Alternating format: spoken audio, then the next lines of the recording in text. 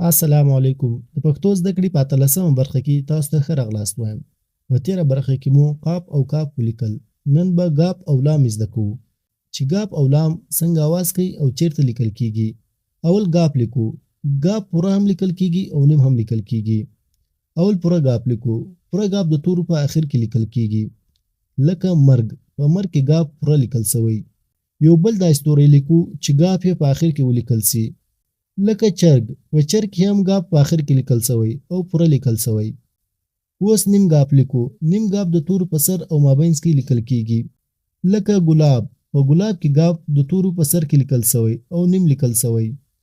یو بل دا استوري لیکو چې ګاپ یې په سر کې ولیکل سي. لکه ګمان. په ګمان کې هم ګاپ د تورو په سر کې لیکل سوی. اوس دا استوري لیکو چې ګاپ یې په مابینځ کې ولیکل سي.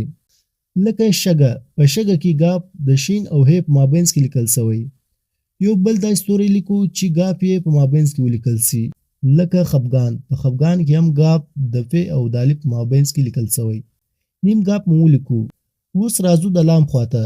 لام پوره هم لیکل کیږي او نیم هم لیکل کیږي. اول پوره لام لیکو. پوره لام د تورو په اخر کې لیکل کیږي. لکه ټال. په ټال کې لام په اخر کې لیکل سوی او پوره لیکل سوی. یو بل دا استوري لیکو چې لام په اخر کې ولیکل سي. لکه فوټبال. فوټبال کې هم لام په اخر کې لیکل سوی او پوره لیکل سوی. پوره لام مو ولیکو. اوس نیم لام لیکو. نیم لام د تورو په سر او مابینځ کې لیکل کیږي. لکه لمر. په لمر کې لام د تورو په سر کې لیکل سوی او نیم لیکل سوی. راځو د بل توري خواته. لکه لور. په لور کې هم لام د تورو په سر کې لیکل سوی. اوس دا استوري لیکو چې لام په مابینځ کې ولیکل سي. لکه علم. په علم کې لام د عین او میم په مابینځ کې لیکل سوی. راځو یو بل دا استوري لیکو چې لام په مابینځ کې ولیکل سي. لکه مفلس. په مفلس کې هم لام د ف او سین په مابینځ کې لیکل سوی. نیم لام مو هم ولیکو.